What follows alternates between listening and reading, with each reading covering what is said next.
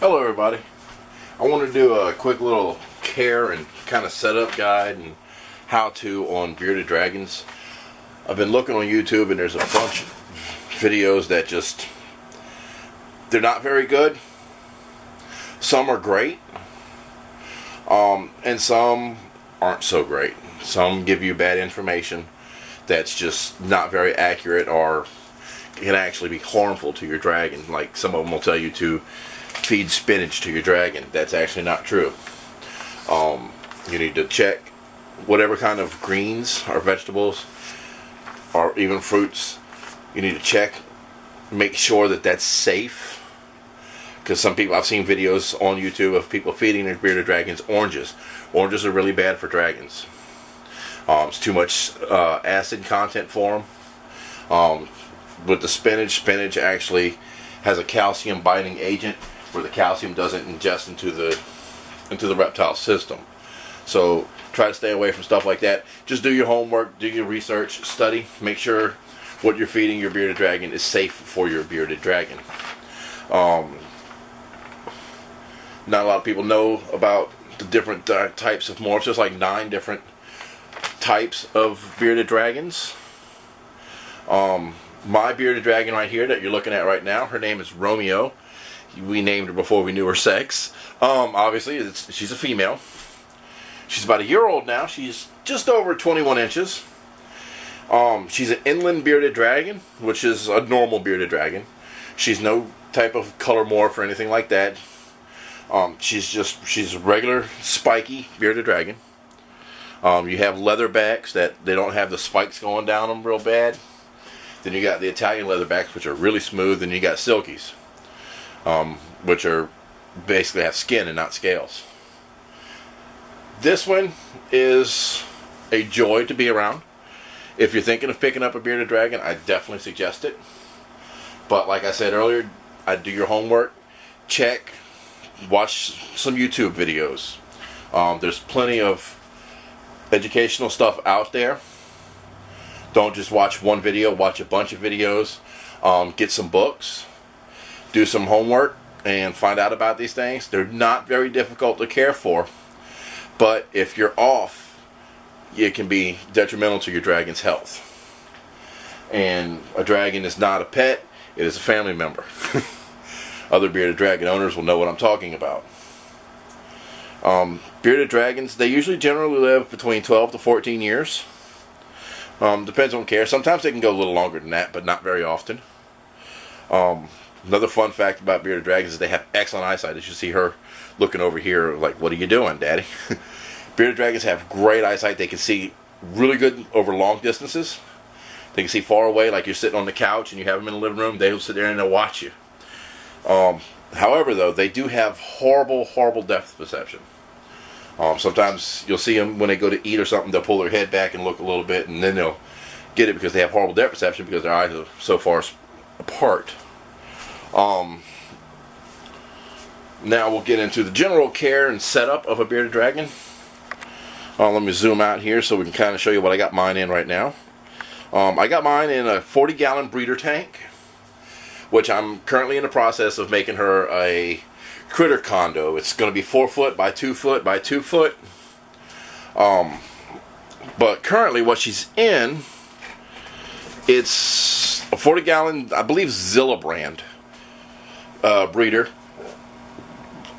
She is, for substrate, I'm actually using tile, granite tile, because when she walks, it files her nails down a little bit. It doesn't hurt or anything like that, but it does file her nails down a little bit.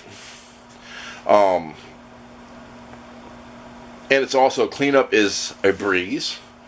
Cleanup is a lot easier. And then also, which not a lot of people mention, is it holds heat pretty well.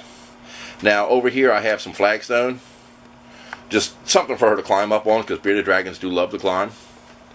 In her new enclosure that I plan on, when I finish building, it's going to have big logs and stuff for her to climb up to.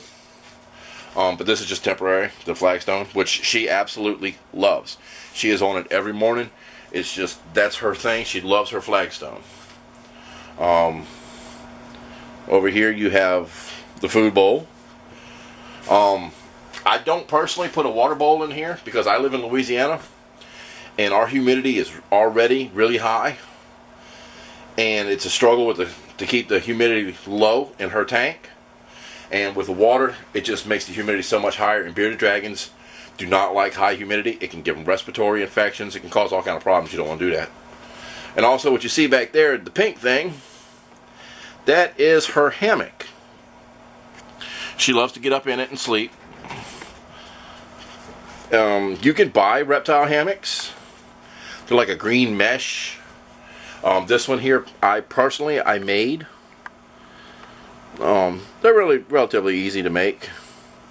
Like I said, and also there's a thermostat up here. Well, I'm sorry, not a thermostat, a thermometer. That's so you can keep an eye on your temperature. And there's one on the hot side and there's one on the cool side over here. You want to maintain a proper heat gradient. If you want the basking area over here, you want it to be between, it varies from dragon to dragon, I've noticed. But you want it about, excuse me, in about the high 90s to 100s. I've noticed mine, she doesn't like anything over 100 degrees. She won't go in it if it's over 100 degrees. She's like, nope, it's too hot. I'm not comfortable. So you want, like I say, you want this side about between 95 and 100 degrees. Then over here on this side, you want to keep this cool. You want it 75, 80, 85. Between 75 and 85, you got about a 10 degree difference right there. You'll know. That way your dragon here, they can thermoregulate. Meaning is they'll get in here and they'll get into the heat, they'll get their body core temperature up because they need that to digest. Without the proper heat, without the high enough temperatures, anything they eat is just going to sit in their system and it's going to rot and it's going to make them sick and just cause so many health problems.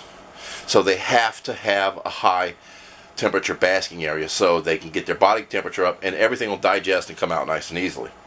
Impactions are a big problem for these little guys. And then sometimes they'll sit there and they'll open their mouth. It's called purging. It's nothing. If you ever see your dragon with its mouth open, don't worry. It's normal. Now, as far as food wise, I feed mine a mixture of collard greens, turnip greens, and mustard greens on a daily basis. This right here, it's what is that? Nature's Greens Trio. It's collard green, mustard green, and turnip greens. These are great. She loves them. She eats them pretty good. I give them to her probably about twice a day. Considering she's a grown bearded dragon, I've cut down on her proteins because she's not really like taking it like all the time. I give her super worms, giant mealworms, and Duba roaches. I breed my own Duba roaches.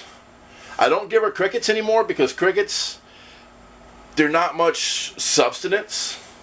There's not a whole lot of really anything good for them in crickets. I mean, they eat them, but I prefer Dubas because it's a higher protein content. But like I said, these are great pets. And the lighting, as far as lighting goes, lighting is super important for these things. If you see right here, this is it's a Reptisun 10.0 UVB bulb. Actually, this is a fresh one. I just put it in today. You change them out every 6 months. Even if they're still lighting, the mercury vapor on the inside burns up after about 6 months or so. So make sure your dragon stays healthy. Everybody suggests always change it out every 6 months. On the top though, I have right here. This is just a 75 watt nighttime heating bulb, and it's summer. So, I mean, it's winter time right now, so it's kind of cold. So I keep it on 24 hours, and like I said, it keeps the temperature over there about 80 degrees. And over here, I have a 75 watt. I don't want to shine it directly into my camera because that can mess up my camera, and this is a very expensive camera. But about a 75 watt bulb here, 175 watt, excuse me. And this fixture I actually got from Walmart for like $7, something like that. I don't remember, but it was really inexpensive, and they work great. They're much better than these things. These things are crap. This one so far hasn't crapped out on me, but when it does, I'm going to replace it with one of these. This came with the tank, so I can't really complain. It's lasted for a little while now, so hey, it works. And everything I get, I usually, like I said, I got stuff like this tile, the tile substrate that I use. I got it from Home Depot. My flagstone here, I got from Lowe's. The plate, the bowls are actually something I got with a camping kit a long time ago. Now what the tank is sitting on, it's a custom made cabinet. I hand built it just for this aquarium because I didn't have anything quite big enough for it to sit on. Works pretty well. I got a bar up here that I built for the lights. You can just bam, click the lights right on there, and that way you can open the cage relatively easy, so you can just get right on in there and pet your dragon, give your dragon some love. Say, hey Romeo, this is Romeo, the inland bearded dragon. She's such a sweetheart. Alright, now down here, a couple other things that you really need to have if you're going to ever excuse me, if you're ever going to own a bearded dragon. I know, right? Nice belt. But a couple of important things that you're going to really need. Put a little light in here so we can see what's going on. There we go, that lightens it up. Probiotics. You have to give your dragon probiotics. It helps keep their system clear. But this is really good stuff, and none of this stuff's really expensive. Your flukers, this is just calcium with D3. This little tub will last you forever. So I highly suggest, well, not suggest, I'm telling you, you have to have this, or your dragon can develop what's called metabolic bone disease. It is reversible, but let's not get it in the first place. What else do we have in here? We got some feeding tongs, because some insects will bite you. So, feeding tongs. Another really important thing, temperature gun, so you can regulate your temperatures. So right now it's my dragon is,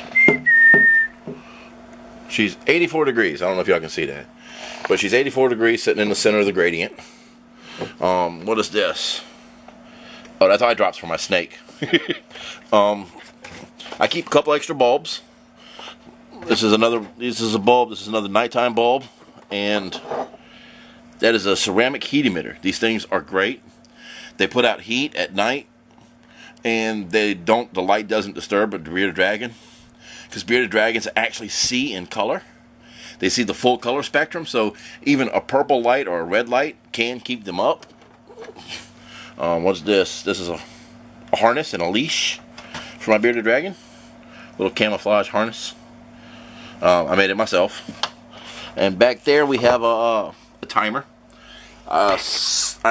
I highly suggest you get one of those, because a night and a day cycle is super important for a bearded dragon. It's very important that they have so many hours of night and so many hours of day. Mine, at 7 o'clock her lights come on, and at 9 o'clock her lights go out. And she knows when it's bedtime. They go to bed better than children.